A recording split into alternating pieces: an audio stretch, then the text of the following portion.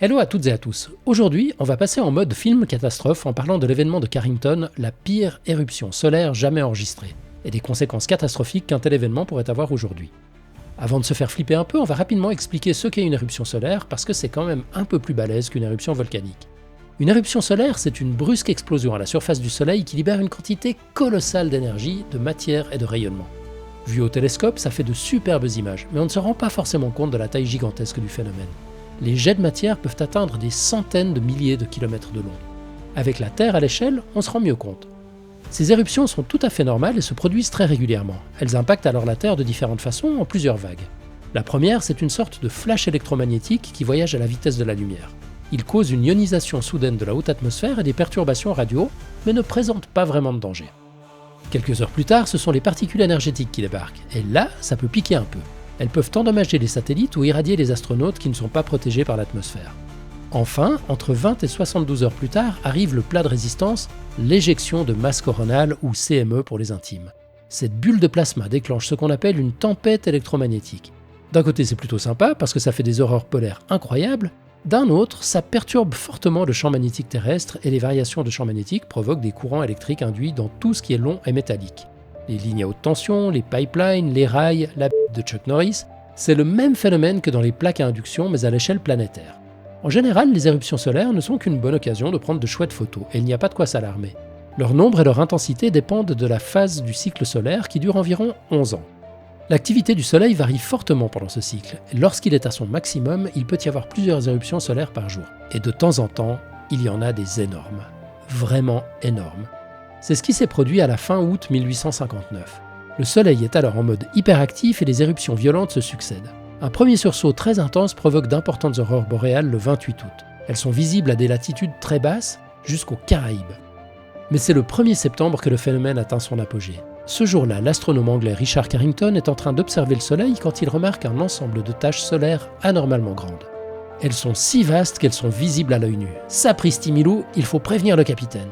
La nuit même, le ciel des deux hémisphères s'embrase. Les aurores sont tellement intenses qu'on peut lire un journal en pleine nuit jusqu'à l'équateur. Oui, jusqu'à l'équateur.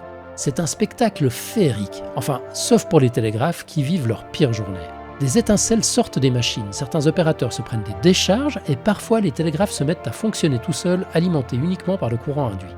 Les boussoles deviennent aussi fiables qu'une prévision météorologique en Bretagne et même la couche d'ozone est perturbée. À l'époque, on ne connaît quasiment rien à la physique du Soleil, ni à celle des aurores d'ailleurs. Et cette série de manifestations lumineuses et d'incidents bizarres paraît presque surnaturelle. Heureusement, cet événement de Carrington, comme on l'appelle aujourd'hui, n'a pas duré trop longtemps et surtout, il est arrivé à une époque où la plupart des machines étaient mécaniques. Maintenant, imaginez le même scénario aujourd'hui, dans notre monde électronique et hyper connecté. On serait pas loin de l'apocalypse. Enfin, sauf chez les Amish. Les millions de kilomètres de lignes électriques à la surface du globe seraient surchargés, ce qui provoquerait des pannes massives à grande échelle avec des transformateurs grillés et des infrastructures hors service. Tous les moyens de communication seraient touchés, les réseaux mobiles, la radio, Internet. Même les pigeons voyageurs qui comptent en partie sur le champ magnétique terrestre pour s'orienter seraient perturbés. La plupart des moyens de transport modernes seraient aussi affectés. Les avions seraient cloués au sol par mesure de sécurité, les trains rouleraient au ralenti et les bateaux seraient obligés de naviguer à l'ancienne. Dans l'espace, les satellites et les astronautes seraient soumis à un double danger. Non seulement les composants électroniques pourraient être endommagés, provoquant des défaillances temporaires ou permanentes, mais les satellites pourraient aussi dévier dangereusement de leur orbite. Une éruption solaire provoque en effet une hausse de la température et de la densité dans la thermosphère, la couche où évoluent les satellites en orbite basse, ainsi que la Station spatiale internationale. Dans le cas d'une éruption de type Carrington, on estime que la densité pourrait y être multipliée par 4. Résultat, les satellites seraient davantage freinés et commenceraient à retomber vers la Terre. Il faudrait corriger l'orbite de milliers de satellites, ce qui augmenterait grandement le risque de collision. On pourrait rapidement passer en mode gravity. Bon, ça, ce sont les conséquences directes. Mais les conséquences indirectes seraient encore pires. Sans communication, on serait probablement obligé de geler temporairement le système économique mondial pour éviter les crises.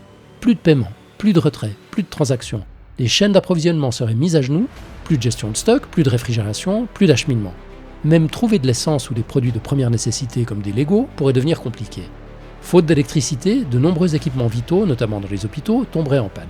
Même le réseau d'eau potable serait menacé. Les pompes et les stations d'épuration fonctionnant à l'électricité, une coupure durable pourrait provoquer des pénuries ou des problèmes sanitaires. Bref, un événement de type Carrington mettrait littéralement le monde sur pause et pas forcément dans le bon sens du terme. Entre les pénuries, les blackouts et les différents services tournant au ralenti, des régions entières pourraient sombrer dans le chaos. Maintenant, pour vous faire flipper un peu plus, sachez que les scientifiques estiment qu'un événement de type Carrington se produit en moyenne tous les 150 ans.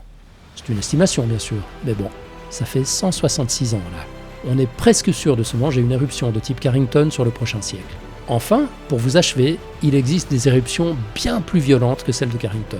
On les appelle les événements de Miyake, du nom de la physicienne japonaise Fusa Miyake qui a été la première à les identifier. On en connaît quelques-uns, comme celui de 774 à 775, qui a duré des mois. On estime qu'il était environ 50 fois plus puissant que l'événement de Carrington. On ne peut évidemment pas empêcher de tels événements, mais comme pour les séismes ou les pandémies, on peut essayer de s'y préparer au mieux. Et comme vous le savez, les humains sont hyper bons quand il s'agit d'anticiper un danger futur. Non, c'est pas vrai, on n'est pas prêt. Enfin, pas vraiment.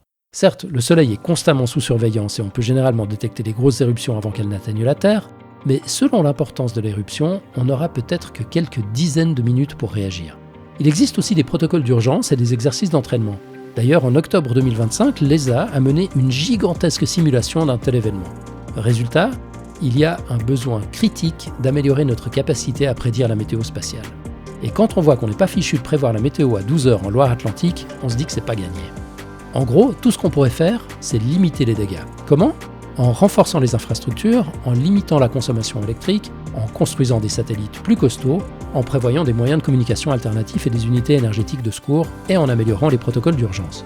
Il faudra d'ailleurs pouvoir coordonner ces protocoles à l'échelle nationale et même planétaire, un défi immense. Mais si les films catastrophes nous ont appris quelque chose, c'est que les humains sont capables de grandes choses quand ils s'allient pour faire face à une menace spatiale, et que les techniciens en forage pétrolier sont très polyvalents. Évidemment, tout cela a un coût. Et ces derniers temps, on semble plus occupé à fabriquer des bombes, des murs ou des laboubous dégueulasses que des générateurs d'urgence pour les maternités. Pour résumer, tout ce qu'on pourra faire, c'est faire le dos rond en attendant que ça passe. Heureusement, les humains et les êtres vivants en général sont plutôt doués pour ça. On en a connu d'autres, on s'en sortira.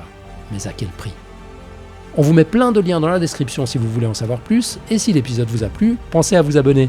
Vous pouvez aussi nous aider à financer la prochaine vidéo en nous soutenant sur Tipeee. On dédicace cet épisode à Frédéric Labaune.